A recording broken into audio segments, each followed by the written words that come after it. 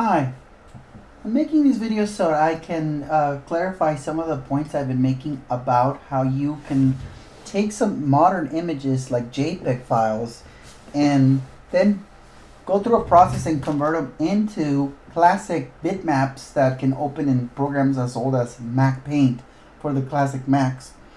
So I'm going to start just by clarifying a couple of things. First of all, MacPaint files are indeed a file type known as PNTG. If I open up a program called ResEdit, which is a resource editor, and I just look at the file type, wrong program. If I look at the file type through ResEdit of a MacPaint file, so in this case I got my MacPaint file, get info. They are indeed a file type PNTG. So if you make a file in MacPaint, whether it's an old version of MacPaint 1.5 or 2.0 or whatever, the file type will be PNTG. So now I'm going to take you through the process of how I would take an image from a modern web, JPEG, etc., and then take it into a classic Mac and then go as far as open it with a really old version of MacPaint, like let's say MacPaint 1.5, which is this little guy here. So I'm going to start by going to the modern web browser. I'm going to download one of these pictures, just right click it and then save it to my downloads folder. So here it is. Now I'm not going to take this image directly into this into the classic Mac, because not all of these newer images have the same compression and algorithms of the older versions of JPEG, of the original JPEG codec or compression. So I'm going to rename it first of all. I'm going to call it Blue 5, just so I can tell it apart from some of the tests that I was having. And I'm going to open this first with a modern a modern Photoshop. So I'm going to take this into Photoshop. So here I have that image open in Photoshop. Now, the next thing I'm going to do is I'm going to save it again, save as, and I'm going to save it as a JPEG, and I'm just going to call this 0.1. Let's go to Blue 5.1. And I'm going to, when I click save, the options for compression, I'm going to leave it as the largest file size, so there's no compression, and leave it at the baseline standard. Then I'm going to click OK. So now I've got a new version of that JPEG. It's a little bit larger because it's less compressed, but I'm going to bring that now into my emulated Mac. So if you are doing emulation, you can put it on an image like I'm doing right now, or you can put it on an SD card. I don't know if you have like a floppy emu or something, but anyways, you can transfer files in many different ways to classic Macs. I'm just going to drag and drop because this is the way that it works under the Infinity Mac emulator. And I'm going to close some of these windows so I can find the image. When you do that in here, it ends up in the downloads folder of the outside world. So here's Blue 5.1. I'm going to drag that and put it on the desktop. Blue 5.1. This file, this JPEG file, should be compatible with Photoshop 3. So if I open up Photoshop 3, classic Photoshop, and then go to open, I'm going to go to the desktop, and I haven't even started. Am I recording? Yes, I am. I thought I wasn't recording. Anyway, I click on Blue 5.1 and open. It's a large file, but there you go. You see at this point that the image is open. This is actually in color. It's just that my screen is currently black and white, but it is color. So some of the most important steps that you need to do if you're going to downsize and bring this into a very small screen like a MacPaint, you need to do a couple of things. First, we need to get rid of all the color information. This is not going to be a RGB color image.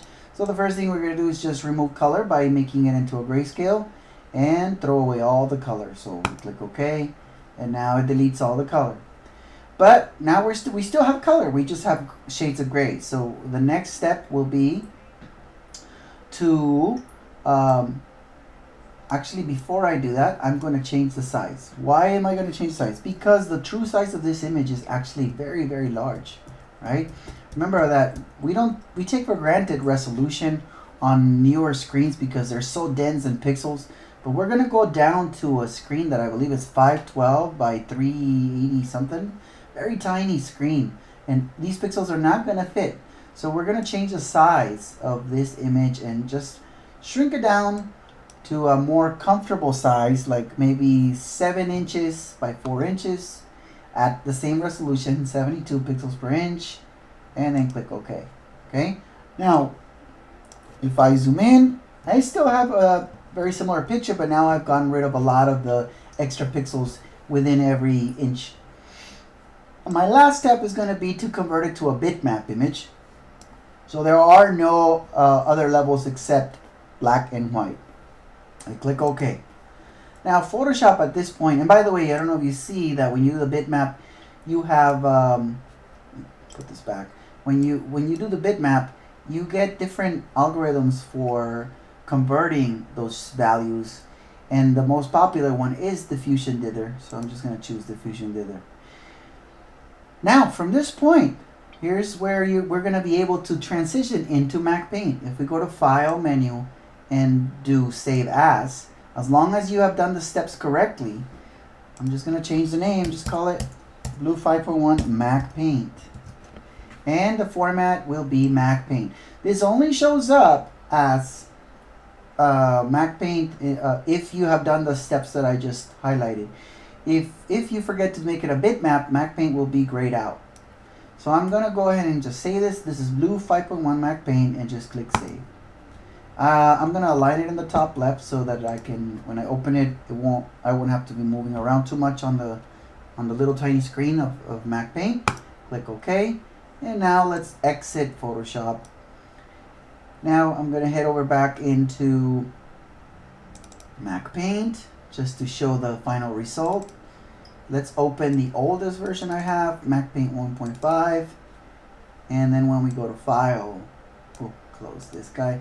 When we go to File and Open and find Blue 5.1 MacPaint, that's the one that I just created, it does indeed open in MacPaint.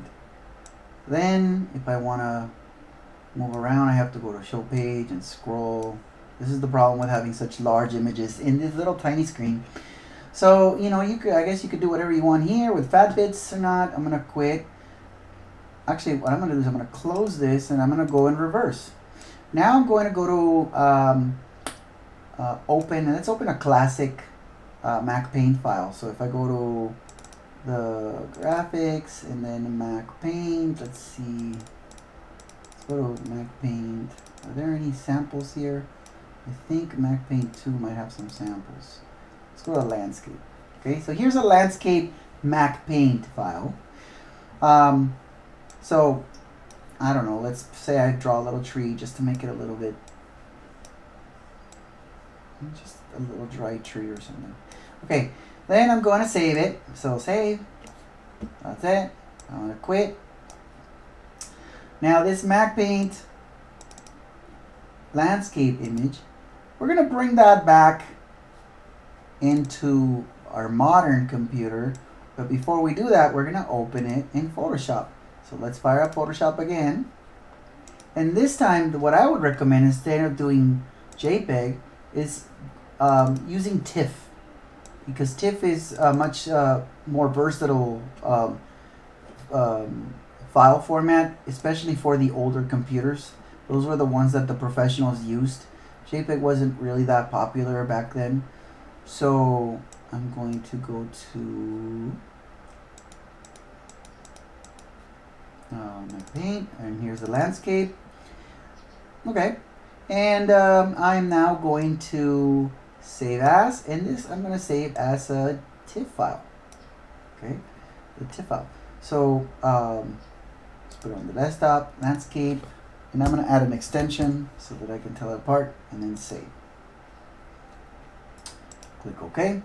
We can quit Photoshop, and here's my TIFF. And I believe now, because I haven't if I bring something into the uploads, I can download it to my computer. And here's my landscape. It's compressed. And so here's my file uncompressed. And I can open it in Photoshop. And it looks exactly the same because this is a bitmap image to start with. But you can go between both by doing these steps. I hope this clarifies everything I've been mentioning. PNG was too new of a format to go back to these older programs unless you have an emulation of macOS 9 maybe with Photoshop 6, I believe. Then you could probably get away with it. You might be able to do some PNG stuff with that. GIF, by the way, is not necessarily a bad intermediate that you could try. So you could also try GIF because it was around back then, and it's pretty close to bitmap. So anyway, I hope this video helps and that these steps could help you in some way.